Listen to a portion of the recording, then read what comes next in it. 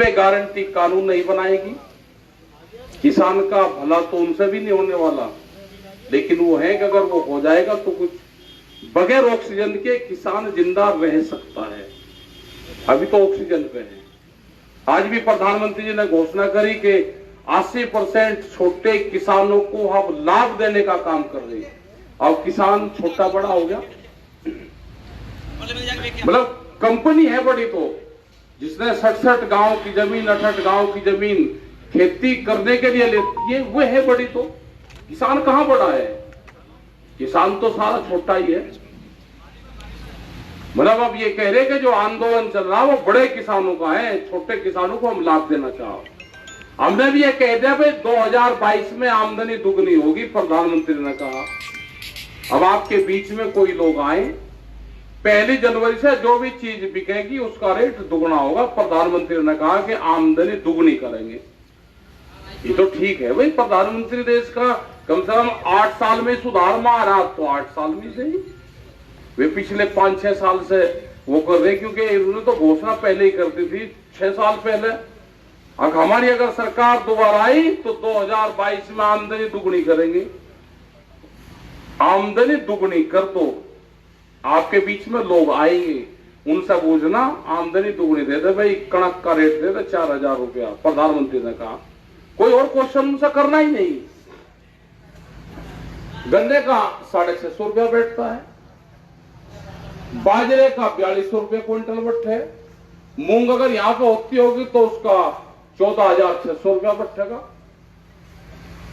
तो ये जो सारे रेट हैं, आमदनी दुगनी की बात ये करेंगे, ये कुछ नहीं करने वाले। उन्होंने कहा कि हर ब्लॉक स्तर पे वेयर हाउस गोदाम बनाएंगे। जो अपने एफसीआई के गोदाम थे वे तो रिलायंस और अडानी को बेच दिए, और अब कहा कि नए बनाएंगे। अरे बना हुआ पहले सिस्टम था वो तुमने बेच दिया। एक कोठड़ा तुम्हें बनाना नहीं किसी को, सारा बेचने पर लगे हुए हो।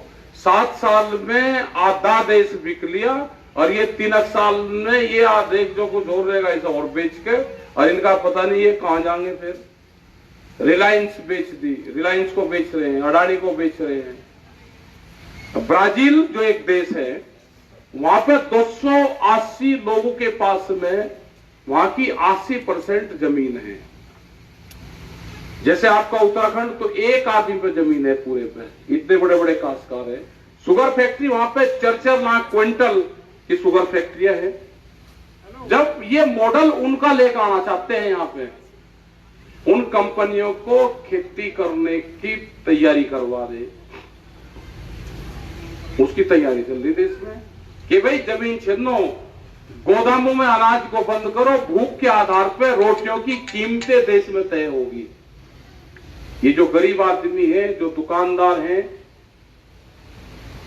हर आदमी उससे प्रभावित होगा, महंगाई से प्रभावित होगा।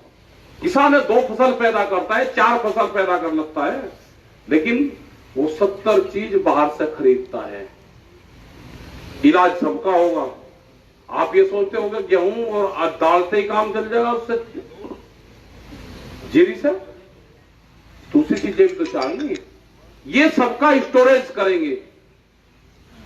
आपके यहां बाजरा नहीं होता तो बाजरा दिल्ली में 120 रुपया किलो तक आटा बेचते हैं ये। आपके यहां पर उड़द पैदा नहीं होता तो ये उड़द के महंगे रेट देंगे, उड़द वाले को लुटेंगे, यहां पे महंगा देंगे। जो बीच का काम है वो ये कंपनी करना चाहती है। अब भोजन पे अधिकार जमाना चाहती है। पहले जो राजा होते थे, आज से अगर 100, 150, 200, 300 साल हम पीछे जाए तो राजा का मतलब था कि अनाज पे अगर अधिकार है तो राजा का अधिकार होता था। अभी उन्होंने कहा कि सोने का व्यापार नहीं करना। सोना महिलाएं 1 साल में 17 बार पहनती है, ध्यान से सुन लेना। सोना महिलाएं 1 साल में 17 बार पहनती है। भूख 1 साल में आदमी को 700 बार लगती है। तो उन्होंने कहा कि सोने का व्यापार नहीं, रोटी का व्यापार देश में होगा। रोटी बाजार की वस्तु नहीं बनने देनी, रोटी जरूरत की चीज है। ये रोटी को बाजार की वस्तु बनाएंगे। लोग यहां पे भूख से मरेंगे। जिस तरह से ऑक्सीजन से लोग हॉस्पिटल के बाहर मरे, लोग भूख से मरेंगे।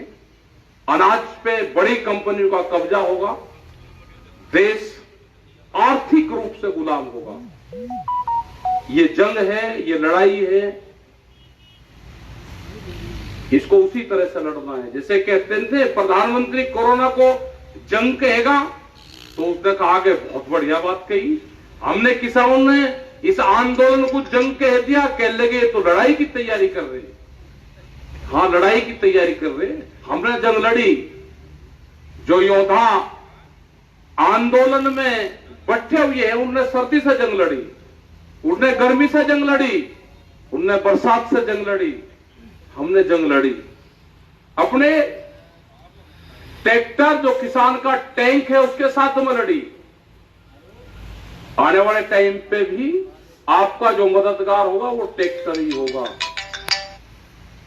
हमारे जो युवा हैं, जब वो बॉर्डर पे जाता है तो टैंक चलाता है, जब अपने खेत में आएगा तो ट्रैक्टर चलाएगा, और जब घर में अंदर बैठ के करेगा तो ट्विटर पे काम करेगा। ये तीनों चीजों पे काम करना पड़ेगा।